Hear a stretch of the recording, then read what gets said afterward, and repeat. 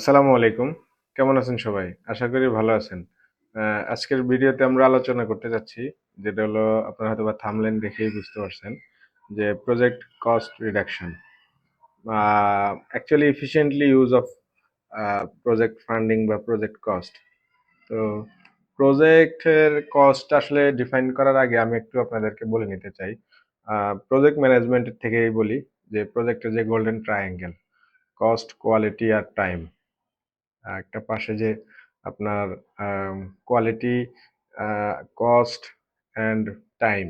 যদি আমরা এই ৩ টা একটাও কম্প্রোমাইজ করি, সেক্ষেত্রে একটা আরেকটাকে ইফেক্ট করে। আপনার যদি কোনো ক্ষেত্রে প্রজেক্টের টাইম আপনার আ বেড়ে যায়, সেক্ষেত্রে কস্টে ইফেক্ট করবে। অনেক ক্ষেত্রে কোয়ালিটিতেও ইফেক্ট করে। আর সেম এজ আপনার কোয়ালিটি যদি ইফেক্টেড হয় বা কোয়ালিটি যদি আপনার হ্যাম্পার হয়, সেক্ষেত্রে আপনার প্রজেক্টের কস্টে হ্যাম্পার হবে, টাইমে হ্যাম্পার হবে। এমনকি প্রজেক্টের আপনার যদি টাইম বেড়ে যায়, সেক্ষেত্রে কোয়ালিটিও হ্যাম্পার হবে এবং কস্ট হ্যাম্পার। এটাকে গোল্ডেন ট্রায়াঙ্গেল বলে। মানে এটাকে সমতা বজায় রেখে আমাদের প্রজেক্টটা শেষ করতে হয়। তো আজকের টপিকে আসি। সেটা হলো আপনার আমরা প্রজেক্টের কস্ট কিভাবে আ কমাইতে পারি বা এফিশিয়েন্টলি করতে পারি। সেক্ষেত্রে আমরা যদি চিন্তা করি সেটা হলো প্রথমত কয়েকটা পয়েন্ট আছে। নাম্বার 1 পয়েন্ট হলো planning and designing phase. Planning and designing ফেজে আমাদের চিন্তা করতে হবে যে আমাদের প্রজেক্টটা কোন অ্যাসপেক্ট থেকে করলে আমরা লো কস্ট বলতে এফিশিয়েন্টলি ইউজ করতে পারি কস্টের, মানে মেইন ফান্ডের। কেননা ফান্ড একটা বিগ ডিল।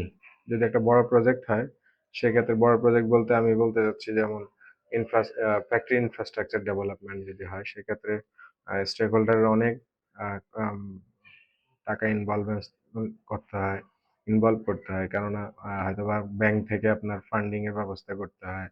মেশিনারিজ, ইকুইপমেন্ট এর অর্ডার দিতে হয়। সেগুলো টাইমলি আবার প্রজেক্টের ইনস্টলেশন এর একটা ব্যাপার আছে। সব মিলায়া একটা মানে ওয়ান শট আ আ আপনার আ প্রসেস।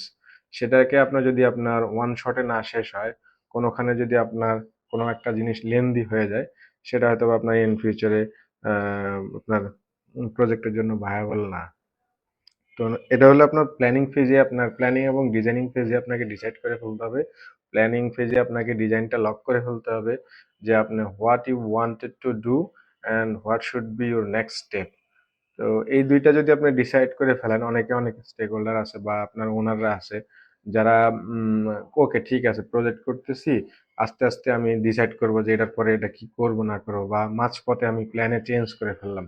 আমি হয়তোবা ডিজাইন করলাম যে এখানে আমি এই জিনিসটা এই মেশিনের জন্য বা এই অকুপেন্সির জন্য অ্যালোকেশন করলাম এরিয়াটা বা এই আ স্ট্রাকচারটা পরবর্তীতে আবার চেঞ্জ করে ফেললাম। চেঞ্জ করাতে অনেক সময় দেখা যায় কস্ট ডিপেন্ডেন্ট হয়ে যায়। অনেক কিছু নতুন করে রিঅর্গানাইজ করতে হয়। ডিজাইনও রিঅর্গানাইজ এর ব্যাপার আছে। তো সেক্ষেত্রে কস্টও লাগে, টাইমও চলে যায়।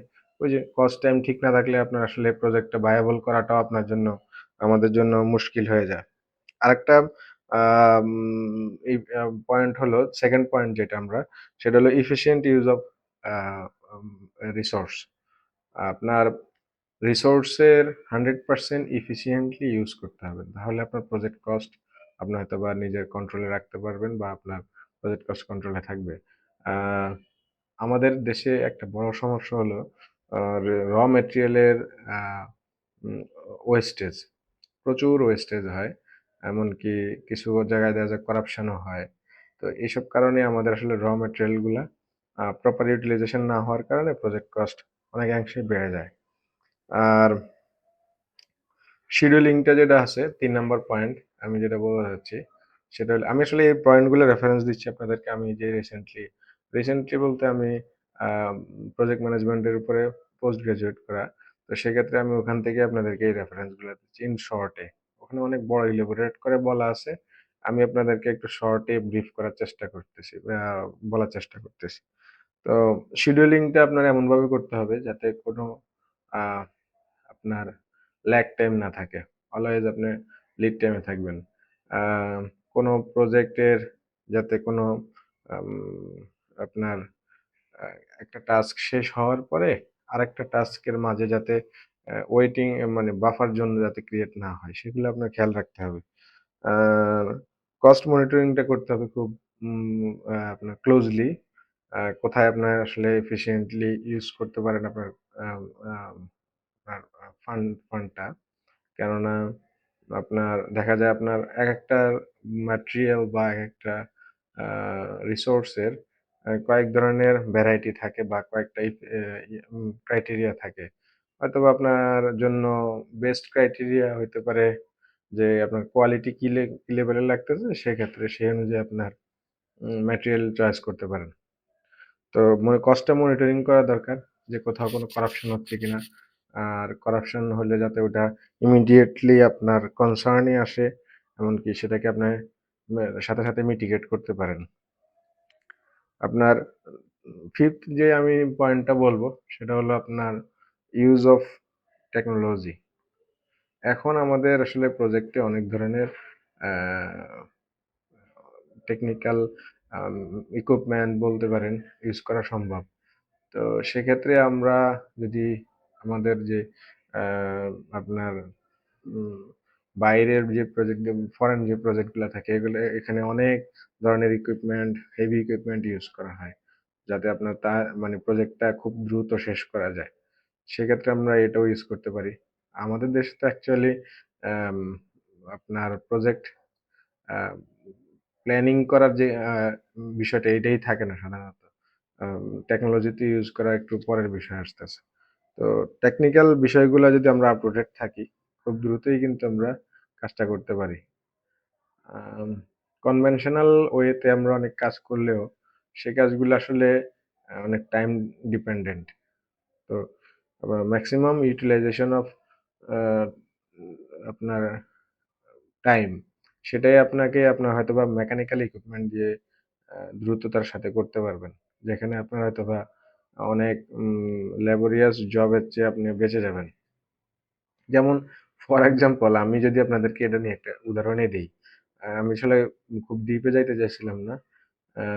সেটা হলো অনেকেই এখন আমরা আগে যেমন ফর এক্সাম্পল ছাদে লেভেলিং কাস্টিং এর সময় লেভেলিং করার জন্য আমরা ওই যে বাংলা যে বলে পাট্টা মারে। মানে আপনার জিনিসটাকে লেভেল করার জন্য হেভি একটা ইয়া দিয়ে আম রড বা আপনার ডাসা যেটাকে বলি এটা দিয়ে আপনাকে পিটানো হয় পুরা ইয়াতে ছাদে। এখনো তো ট্রাওয়ালিং করে। মানে ট্রাওয়ালিং এখন আগে থেকেই করে। আমি জাস্ট এটাকে উদাহরণ দিলাম যে ট্রাওয়ালিংটা করলে আপনার দ্রুত আর খুবই কোয়ালিটিফুল একটা ইয়া পাবেন, সারফেস পাবেন।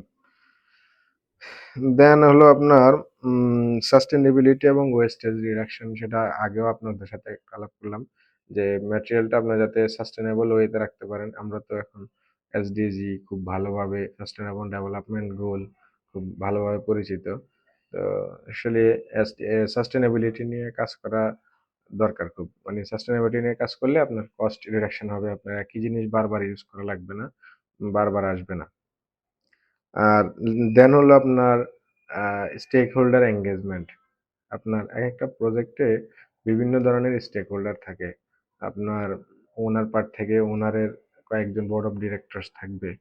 তারপরে আপনার লোকাল অথরিটি আছে। আপনার প্রজেক্টের ডিজাইনার আছে। ডিজাইনারদের মধ্যে কয়েক ধরনের designer, architect, structural, MEP, mechanical, electrical, ah um plumbing designer. তো সব ধরনের তারপরে planner, regional planner, urban regional planner, landscaping এর লোক থাকে আলাদা। যদিও এটা আর্কিটেকচারাল পার্ট। ইন্টেরিয়র, এক্সটেরিয়র এর লোক থাকে। কাজের যার কন্ট্রাক্টররা থাকে। তো সব মিলিয়ে আপনাকে বেশ কিছু স্টেক হোল্ডার এনগেজমেন্ট করতে হয় একটা প্রজেক্টে। স্টেক হোল্ডার এনগেজমেন্ট এর সাথে আপনাকে যেটা গুরুত্বপূর্ণ বিষয় যে কার কি রোল আর কে কখন রোল প্লে করবে। সেই জিনিসটাকে আপনাকে আগে থেকেই ডিফাইন করে দিতে হয়।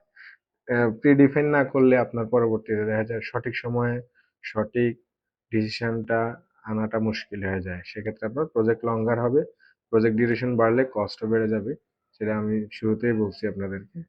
তো সেদিকে একটু মনিটরিং রাখতে হবে যে আপনার কস্ট রিডাকশন এর ক্ষেত্রে যাতে স্টেক হোল্ডার এনগেজমেন্টটা খুব ভালোভাবে থাকে। আর সবচেয়ে বড় বিষয় হলো সেফটি।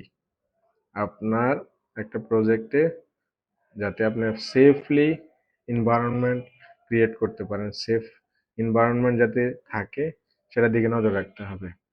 তো আসলে একটা প্রজেক্টের কস্ট খুবই নগণ্য বিষয় কম্পারেটিভ টু আপনার একজন মানুষের জীবনের চেয়ে, বা একজন মানুষের যে কোনো ধরনের অঙ্গহানি বা ইয়ে থেকে। তো সেফ এনভায়রনমেন্ট ক্রিয়েট করাও জরুরি। তো সেটা আপনার কস্টের মধ্যে ইফেক্ট পড়বে, প্রজেক্ট কস্টের মধ্যে। তো আশা করি আজকে আপনারা এই বিষয়টা আপনাদের সাথে একটু লং ডিসকাশনের মতোই হলো। আম, আশা করি আপনারা ক্লিয়ার হয়েছেন বিষয়টা। তো পরবর্তী ভিডিওতেও আপনাদের অন্য একটা টপিক নিয়ে আলোচনা করব। ইনশাল্লাহ ভালো থাকবেন। আর আমার ভিডিওতে যদি ভালো লাগে সেক্ষেত্রে কমেন্টে জানাবেন যে আমার জন্য কিছু যদি কোনো কারেক্টিভ কোনো কমেন্টস থাকে। আর না হয় আপনারা আমাকে ইমেলও করতে পারেন আমাকে সাজেশন দেওয়ার জন্য। তো আর ভালো থাকবেন সবাই। পরবর্তী ভিডিওর জন্য অপেক্ষা করবেন ইনশাআল্লাহ। আসসালামু আলাইকুম।